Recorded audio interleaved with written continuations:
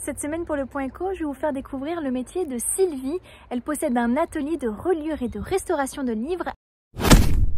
Alors ici vous êtes dans mon antre où je suis confinée pratiquement toute l'année et dans cet atelier de reliure vous avez du matériel indispensable pour réaliser des livres de A à Z ou bien pour faire de la restauration de livres. Donc dans mon atelier vous avez indispensable la presse à percussion, qui est un très bel objet du 19e, celui-ci. Vous avez les cousoirs, donc là il y a un bébé cousoir. Je suis en train d'en monter un plus grand pour coudre un livre. En reliure, quand je fais ce geste-là, il y a 10 siècles, on commençait déjà à faire ce geste-là. Donc ce qui est important dans les passations finalement de gestes ancestraux, c'est pour ça que de temps en temps j'ai des petits stagiaires qui viennent, c'est de passer les gestes en évitant une notion du temps trop pressé, puisque c'est tellement long qu'on ne peut pas être pressé. Donc ça relativise beaucoup la société ultra rapide d'aujourd'hui. Donc ça calme. Vers 55-56 ans, j'ai décidé de revenir à mes premiers amours, c'est-à-dire le travail manuel. Et comme j'ai vraiment longtemps travaillé dans les associations, les bibliothèques associatives, je me suis dit, tiens, la reliure, c'est quelque chose d'assez intéressant. Et j'ai intégré, après avoir pris des cours en particulier le soir, j'ai intégré une école. J'ai fait un cursus de 3 ans, j'ai passé un CAP. Et c'est comme ça qu'en 2017, j'ai ouvert l'atelier. Donc là, je prépare une aiguillée.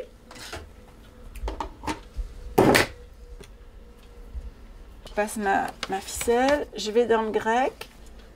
Voilà, là le premier craft, il est fait. Donc ensuite, je vais coudre les doubles gardes blanches. Et moi, je monte toujours mon livre de la fin au début. Donc du verso au recto. Pourquoi? Parce que j'ai fait des erreurs quand j'étais étudiante et je ne pouvais pas ouvrir le livre, il était à l'envers. L'atelier tourne entre la reliure, la restauration, parce qu'il y a énormément d'étapes.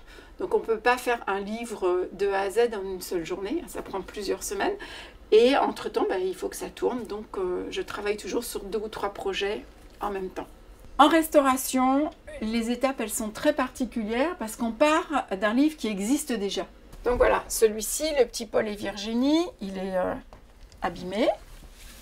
Voilà, il a pris un peu l'eau, donc il va falloir que je nettoie tout ça. Puis vous voyez, il y a des cahiers, les pages de garde, tout ça qui sont désolidarisés du livre. C'est un travail minutieux de refaire ici. Vous voyez, les cartons, ils sont écartés, donc on remet des fils de colle. Après, on met des papiers japonais partout pour pouvoir ensuite mettre la mise à la teinte. Donc après, on travaille avec la teinture ou à l'acrylique pour pouvoir petit à petit redonner un éclat, une forme d'éclat au livre. On s'ennuie jamais. Voilà, ça c'est vraiment... alors c'est sûr que la passion domine dans ces arts artisanaux-là, puisque là ça va être vraiment de l'artisanat, et puis quand je vais créer un livre complet avec un décor, je passe un artisanat d'art.